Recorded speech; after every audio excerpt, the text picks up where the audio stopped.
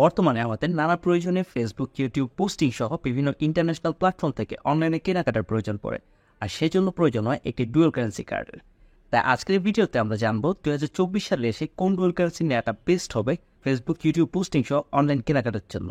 আপনার যদি একটা ছোটখাটো অনলাইন বিজনেস থেকে থাকে তাহলে আপনি হয়তো চাইবেন কোনো রকম ঝামেলা ছাড়াই নিজের বিজনেসটাকে ইউটিউব অথবা ফেসবুকের সাথে বুস্ট করার। এর আগে যারা প্রিপেড কার্ড ইউজ করতো তাদের অনেকেরই ফেসবুক অ্যাডস অ্যাকাউন্টটি ডিসেবল করে দেওয়া হয়েছে। তাই আমাদের এমন একটা কার্ড হলে বানা হয় যেটা দিয়ে আমরা ব্যাংকে যাওয়া ছাড়াই টাকাকে ডলারে কনভার্ট করতে পারবো। আমাদের ব্যাংকে যাওয়া লাগবে না, ব্যাংকে যেয়ে এটা বলা লাগবে না যে আমরা $200 পোস্ট করতে চাই, সো আমাদের টাকাটাকে ডলারে কনভার্ট করে দিই। এছাড়াও বিভিন্ন রকমের থার্ড পার্টির কাছ থেকে ডলার কিনেও ব্যবহার করা লাগবে না। তাই সবগুলো বিষয় মাথায় রেখে এই 2024 সালে এসে কোন কার্ডটি নিয়ে আপনাদের জন্য বেস্ট হবে সেটা নিয়ে আমরা কথা বলবো। তো আপনি যদি এখন আপনার ফেসবুক অথবা ইউটিউব পোস্ট করতে চান তাহলে কোন কার্ডটি নিয়ে আপনার জন্য বেস্ট হবে। আমি আজকে যে 4টি রুলস শেয়ার করবো সেই রুলসগুলো যে ব্যাংক মেনটেন করবে তার কাছ থেকে আপনি আপনার ডুয়াল কারেন্সি কার্ডটি নিতে পারবেন।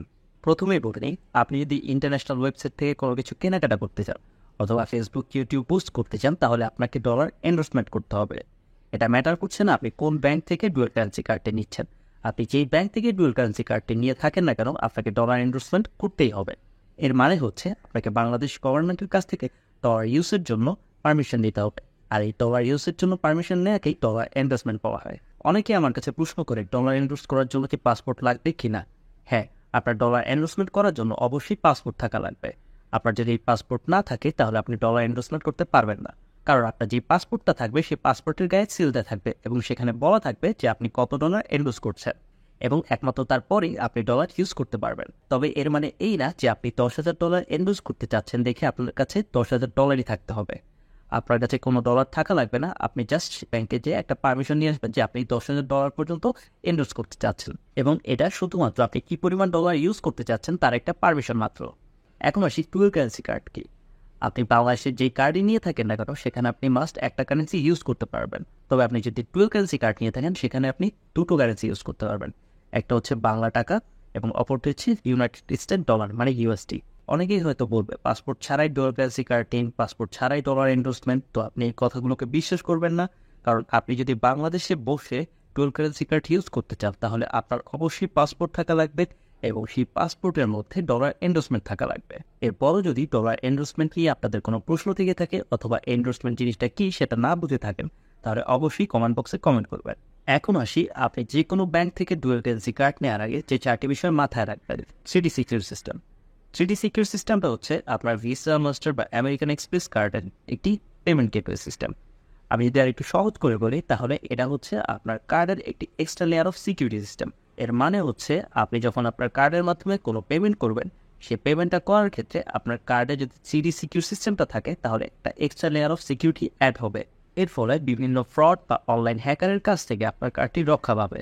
সো আপনি যেই কার্ডটি নেন না কেন আপনি এটা অবশ্যই মাথায় রাখবেন যে আপনার কার্ডটিতে যাতে 3D সিকিউর সিস্টেমটা অ্যাভেলেবল থাকে। Refund policy. সো দ্বিতীয়ত আপনি এনশিওর করবেন যে আপনি যে ব্যাংকের কাছ থেকে আপনার কার্ডটি নিচ্ছেন না কেন তাদের রিফান্ড পলিসি আছে কি না। কেননা অনেক সময় অনলাইনে কেনাকাটার সময় আমরা ভুলবশত বেশি টাকা পেমেন্ট করে থাকি, অথবা আমরা যে প্রোডাক্টটি পারচেস করতে চাচ্ছি সেটা না থাকার পরও আমাদের কার্ড থেকে টাকাটা কেটে নেওয়া হয়। তো সেক্ষেত্রে যদি আমাদের রিফান্ড পলিসি অ্যাভেলেবল থাকে তাহলে আমরা হয়তো সর্বোচ্চ 3 দিনের মাথায় আমাদের টাকাটি ব্যাক পেয়ে যাব। সো অবশ্যই এটা মাথায় রাখবেন যে আপনারা যে ব্যাংকের আন্ডারে কার্ডটি নিচ্ছেন না কেন তাদের যাতে রিফান্ড পলিসি থাকে। ডলার লোড এবং ডলার কনভার্সন প্রসেস। বর্তমানে অনেক ব্যাংকে একটি সুবিধা দিয়ে থাকে যে আপনার যদি অ্যাকাউন্ট নাও থেকে থাকে তারপরও আপনি এই কার্ডগুলো নিতে পারবেন। যেমন eastern bank aqua master card এবং ভিসা লাইফস্টাইল প্রিপেড কার্ড দিয়ে থাকে। যেহেতু আপনার ব্যাংক অ্যাকাউন্ট নেই তো আপনি আপনার কার্ডে ডলার রিচার্জ করবেন কিভাবে। তো এর জন্য আপনাকে ব্যাংকে যেতে হবে, ব্যাংকে যাওয়ার পর আপনি আপনার কার্ড নাম্বারটা দিলে সেই কার্ডে তারা ডলার রিচার্জ করে দেবে। সাপোজ আপনার যদি 5,000 টাকা সমপরিমাণ ডলার রিচার্জ করতে হয় তো আপনি তাদের 5,000 টাকা দিবেন এবং সেই টাকাটাকে ডলারে কনভার্ট করে যত ডলার আসে সেই ডলারটা আপনাকে রিচার্জ করে দেওয়া হবে। আমার মনে হয় বর্তমানে এই ডিজিটালাইজেশনের যুগে আমরা কেউ ব্যাংকে গিয়ে কাজ করতে পছন্দ করি না, এবং এটাকে আরও একটা হ্যাসেল মনে হয়। তো এর জন্য আমি আপনাদের কিছু ব্যাংকের নাম বলবো যেটা আমাদের হ্যাসেলগুলোকে অনেকটাই কমিয়ে দিয়েছে। যেমন সিটি ব্যাংক, ইউসিবি ব্যাংক সহ আরও কিছু ব্যাংক আপনাকে এই ফ্যাসিলিটিটা দিবে যে আপনি ব্যাংকে যাওয়া ছাড়াই আপনার ডলারটাকে রিচার্জ করতে পারবেন। আপনার যদি সিটি ব্যাংকে একটি অ্যাকাউন্ট থেকে থাকে এবং আপনি যদি সিটি ব্যাংকের কাছ থেকে একটি ডুয়াল কারেন্সি কার্ড নিয়ে থাকেন তাহলে আপনার সিটি ব্যাংকের অ্যাকাউন্টে যেই পরিমাণ টাকা থাকবে আপনি চাইলে অ্যাপের মাধ্যমে সেই টাকাটাকে ডলারে কনভার্ট করে ইউজ করতে পারবেন। সাপোজ আপনার ব্যাংকে হয়তো 20,000 টাকা আছে, তো আপনি চাচ্ছেন যে সেখান থেকে আপনি 5,000 টাকাকে ডলারে কনভার্ট করবেন। তো সেজন্য আপনি আপনার সিটি ব্যাংকের সিটি টাচ অ্যাপের মধ্যে গিয়ে খুব সহজেই আপনার টাকাটাকে ডলারে কনভার্ট করতে পারবেন। তবে সেক্ষেত্রে আপনাকে অবশ্যই ফরেন পার্টি অন রাখতে হবে। ফরেন পার্টটা অন করার জন্য আপনি চাইলে সিটি ব্যাংকের কাস্টমার সাপোর্টে যোগাযোগ করে ফরেন পার্টটাকে অন করতে পারেন, অথবা আপনার সিটি টাচ অ্যাপের মধ্যে ইন্টারন্যাশনাল ট্রানজ্যাকশনের একটা অপশন আছে, সেখানে যে আপনি আপনার ফরেন পার্টটাকে অন করতে পারেন। তো সেক্ষেত্রে আপনি আপনার ইচ্ছার মতো ফরেন পার্টটাকে অন অথবা অফ করতে পারবেন। তো আপনি চাইলে সর্বোচ্চ 1 বছরের জন্য আপনার ফরেন পার্টটাকে অন রাখতে পারবেন। এছাড়া আপনি যদি ইউসিবি ব্যাংকের MMS কো ব্র্যান্ডের ডুয়েল কারেন্সি কার্ডটি ইউজ করে থাকেন, তাহলে আপনি খুব সহজেই উপায় অ্যাপের সাহায্যে আপনার টাকাকে ডলারে কনভার্ট করতে পারবেন। সাপোজ আপনি যদি 2,000 টাকার সমপরিমাণ ডলার রিচার্জ করতে চান, তাহলে আপনি আপনার উপায় অ্যাপের মধ্যে 2,000 টাকা রিচার্জ করে সেই টাকাকে ডলারে কনভার্ট করতে পারবেন। আমার মতে বর্তমানে এই কার্ডগুলো অন্যান্য কার্ডের তুলনায় হ্যাসেল ফ্রি সুবিধা দিচ্ছে। তবে আপনি যদি এই ভিডিওটা আজ থেকে 4 বছর পর দেখেন, তখন হয়তো আরও অনেক বেশি সুবিধা সম্পন্ন কার্ড চলে আসবে মার্কেটে।